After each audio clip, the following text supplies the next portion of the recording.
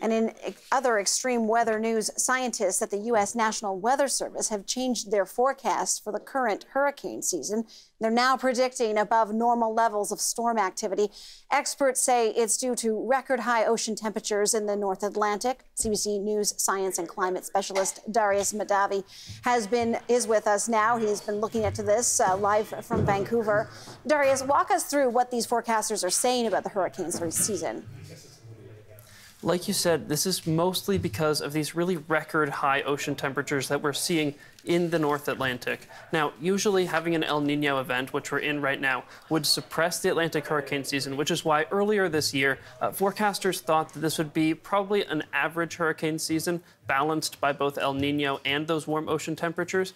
But it seems the conditions that El Nino causes that leads to a suppressed hurricane season have been really slow to develop. So we have a below normal wind shear forecast, which means that wind shear usually suppresses hurricane formation. And so without that and other conditions that usually result from El Nino, we're seeing the chance really jump up. Earlier this year, forecasters thought we had about a 30% chance to see an above usual hurricane season. If you take a look at this graphic from NOAA, you'll see that they've now bumped it up to a 60% chance. Earlier, it was balanced between whether it would be above or below normal, and most likely we'd see a normal season. You can see that's really changed now.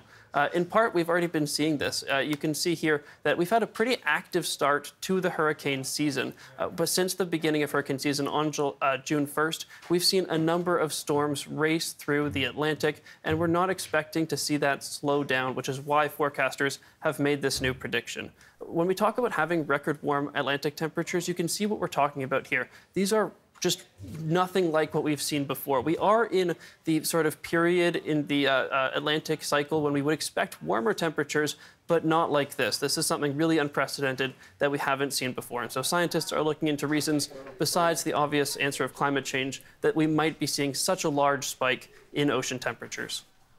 Darius, there will be people watching this who live in communities that are often affected by hurricanes who will be concerned, wondering what's ahead for them here.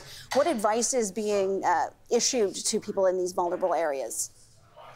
There are a number of things that you can do to keep yourself safe. The first thing I'll say is that having a predicted above average hurricane season doesn't necessarily mean, it means the risk will be higher, but this is a forecast for tropical storms and hurricanes that just begin and don't necessarily make landfall. This isn't a damage prediction or a landfall prediction. This is just whether those storms are going to form in the basin. You can see that even though we've had a pretty active start, they haven't done too much damage on land because they haven't come too close and they haven't made as landfall as frequently as they could have. So that is good news there. But really, if you're going to keep yourself safe, especially if you live on the coast by the Atlantic, the number one thing you can do is have a plan in case hurricanes do roll through. Make sure that you're prepared for those high winds, that high level of precipitation. Most deaths as a result of hurricanes do come from storm surge as winds blow those waters really high and really high amounts of precipitation causing flooding. So just be aware of those things and be prepared for any evacuation orders